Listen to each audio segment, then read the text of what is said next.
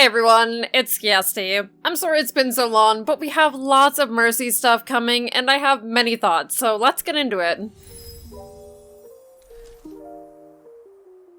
We'll tackle perks first, starting with the first minor perk, Angelic Recovery. Mercy receives 15 health per second, while Caduceus' staff is attached to a full health ally. Angelic Recovery is the only perk for Mercy that hasn't been featured in previous events, such as Pickable Passive, Junkenstein's Lab, or the new Stadium mode coming in Season 16. Or at least, I think it's Season 16. It addresses a major pain point that Mercy players have mentioned here and there about sympathetic recovery only being applicable when allies are missing health. Since her original regeneration passive was replaced with sympathetic recovery, she heals less out of combat than she used to, and has to supplement with sympathetic recovery to self-heal. I can't imagine ever taking the other minor perk over this one, and I'll tell you why.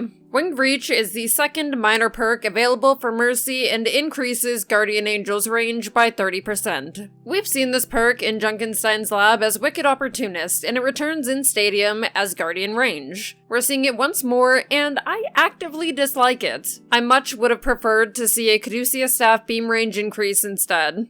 Now you might be thinking, you're crazy for not wanting a 30% Guardian Angel increase. But Mercy players know instinctively how far her current 30 meters is. Winged Reach gives you 39 meters. Not only are you fighting against hardwired muscle memory, if you run prefer facing target, which you should by the way, and if you're not, you're really putting yourself at a disadvantage, you might run into problems where you have your beam on a target, but look to fly to someone else, misjudge the distance, and get pulled back to your beam target. To be able to take complete advantage of this perk, you'd likely have to take it consistently to learn the range and then have to adjust between the two of them if you ever decide not to take it. Personally, I think instead of increasing Guardian Angel's range, a small beam range increase would allow you to better keep your beam on targets while offering slightly more survivability via safe distance and additional flexibility without having to fight your dual Guardian Angel cooldown too much because for some reason, they still haven't bothered to get rid of it even though it continues to be an absolutely frustrating piece of garbage mechanic.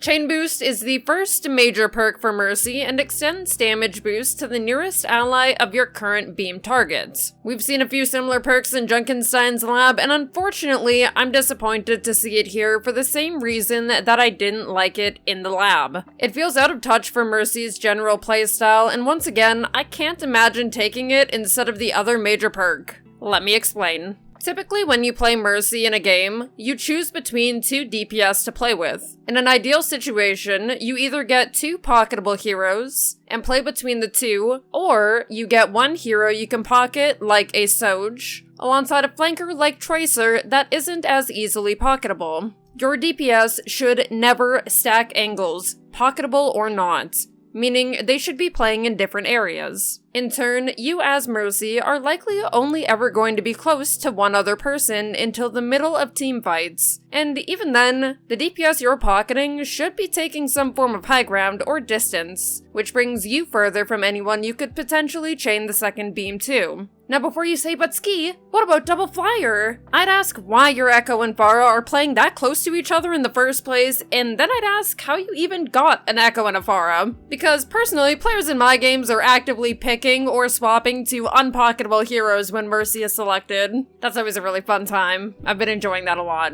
Anyway, my minor frustration aside, I imagine the idea behind this perk was to get Mercy more active in brawl fights when they break out since it benefits from allies being close together, but it winds up feeling counterintuitive to what this hero wants to do. Of course, part of her hero fantasy is assisting others and having them do the damage instead, because she is a pacifist, which dual damage boost beams can feed into, but with the way the character's playstyle actually is, it's just a complete miss. That leaves us with our last major perk, Flash Heal. The closest Mercy has come to having a burst heal over the course of the game's life was Triage. We all know Triage, we all love Triage. We're all not sure why Triage wasn't included in this, but oh well, we forge on. This time, we're seeing a burst heal with a small spin on the Sustained Servant perk from Junkenstein's Lab. When you use Flash Heal, your current beam target ally heals for 150 HP, but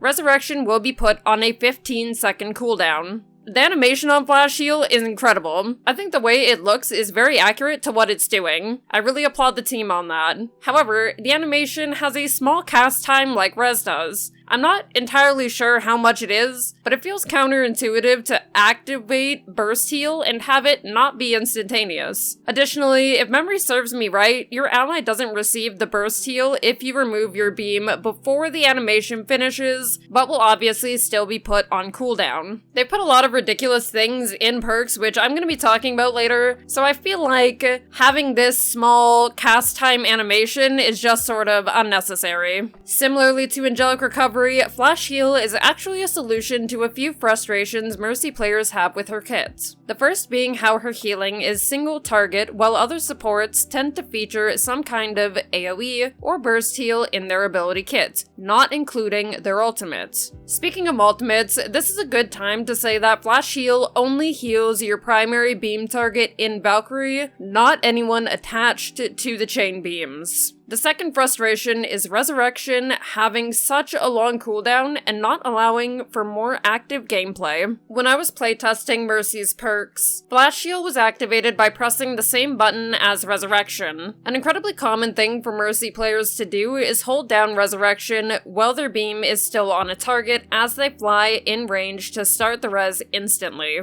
This increases Mercy's uptime, but with Flash Heal activated by the res button, that no longer became possible.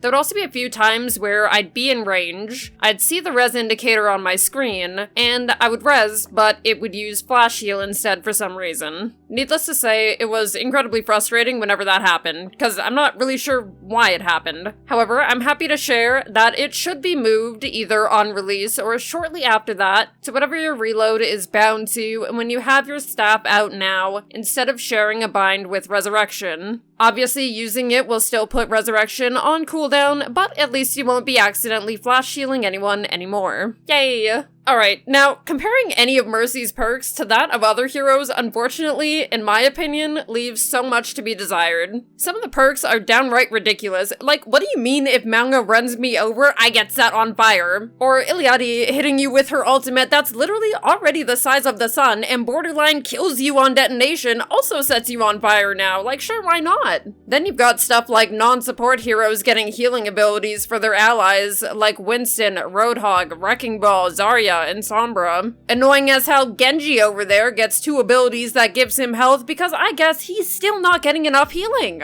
And then some heroes get 2 charges on abilities like Sim with her turret, Widow with her Venom Mine that also gets increased damage, and Kiriko technically gets 2 on Swift Step, and Tracer has a crap ton of perks that reset her blink charges. Not Mercy though, having 2 resurrection charges only limited to Valkyrie would just be too much. Just too much. Oh, and then don't even get me started on Ana, who gets absolutely kitted out of her mind, Like, Ana's already a good hero, but she now gets to nano herself, bounce her biotic grenade for 2 explosions, or headshot, meaning she can literally 2-tap 225 HP heroes. Are you kidding me? I'm permanently banning her personally. Oh, Juno also gets to headshot, which, considering she's become my second main, I actually really don't like for her. Oh, and then if some of that wasn't bad enough, Torb's turret gains even more health and damage despite it already having higher HP than 225 HP heroes. That's like half the roster. Oh, and you can stick it to walls, so that's like super chill. I could keep going all day, but if that small taste isn't enough for you to think Mercy's being shortchanged as per usual in anything other than the skin department, you should read the list itself, then compare them to Mercy's, and you'll see what I mean. It feels like the team is open to really experimenting, having fun, and being creative for so many heroes. They're really pushing the envelope, and I wish that Mercy would be included in those heroes. There's a greater discussion to be had regarding how safe they play it with her, and how it's likely related to how the community views Mercy to play against versus how she actually is to play against, but that's not for this video. I'm sure you all know well what I mean though.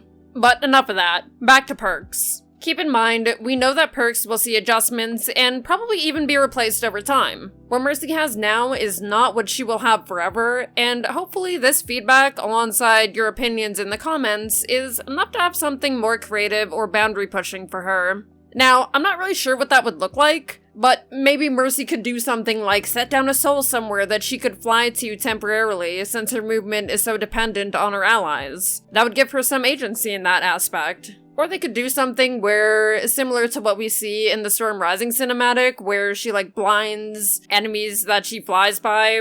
Maybe upon activating Valkyrie, you restore some of your HP, or heck, what if Mercy's pistol got some sort of alt fire that takes a moment to charge? Listen though, I'm not a developer, so maybe those things would be flawed and would need restrictions. They're very quick, not fleshed out ideas, but they're things that would feel more refreshing than just having reused stuff from Junkenstein's lab that doesn't really feel good anyway. Speaking of creativity, I felt it was also lacking when it came to her stadium traits. Less so, of course, since there's many more options, and some actually genuinely good or fun ones, but it was still slightly underwhelming compared to Kiriko, who can literally clone herself? Hello? But on that topic, let's get into Stadium. There's so many traits in Stadium, so we'll talk about the ones I have concerns or feedback for, and the rest you can either see on the screen or linked in the description below. I was incredibly caught off guard by Stadium in a very welcoming way. For the short time I played it, it was ridiculously fun. Mercy is one of the few heroes in the game where you look at her kit and think, okay, how are we gonna adjust this? Well, she attaches to her teammates to amplify them, so let's give her more ways to buff the people she's assisting. This makes sense and feeds into her hero fantasy. If I had to split Mercy's traits into categories they're focused on, I would do it like this. Traits for Battle Mercy, which I can't speak to in this video since I didn't try any of them. Sorry besties, I'm a bit of a pacifist. Traits for movement and survivability, some helping, some potentially hindering. Traits to increase utility for damage boost. Traits for increased healing and different ways for Mercy to heal others and herself.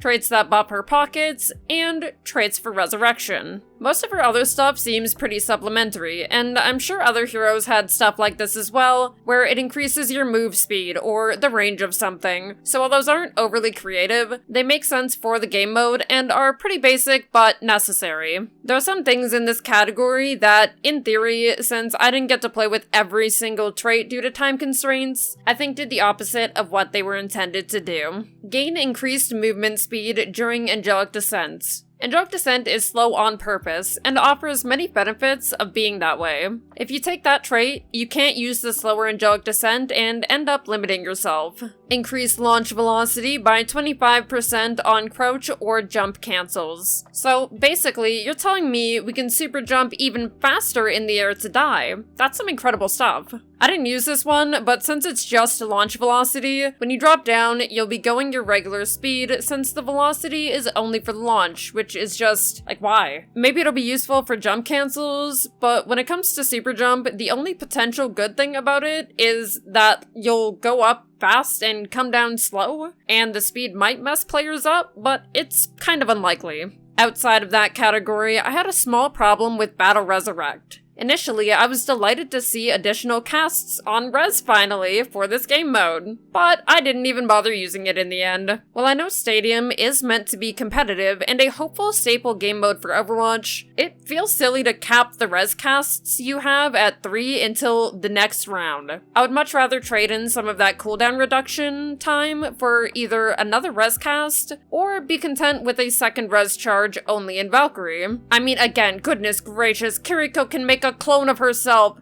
Junker Queen knocks you down when she ults. Reinhardt can pin with his shield up. Just let Mercy have 2 res casts in Valkyrie or something. It's not the base game. I'm not saying to go crazy and overpower everything, but surely we can push it a little more. I imagine they don't because res is annoying, but the thing is, you're already putting so many annoying things into stadium traits and even some perks. So I'm on my hands and knees. Please just give us a little bit more. Moving on, but still stadium related, because a lot of Mercy's abilities, as I mentioned earlier, are buffs that you give your allies, the sound and visual effects can be quite lacking at times. Some of them you don't really notice or forget that you took because it only impacts someone else. So, for example, with Protective Beam, you can give someone 10% damage reduction if they're above 80% health. But that can be easy to miss since there's no feedback to go along with it to make sure you're actively thinking about it while it's happening. Specific traits that are terrible culprits for this are Protective Beam,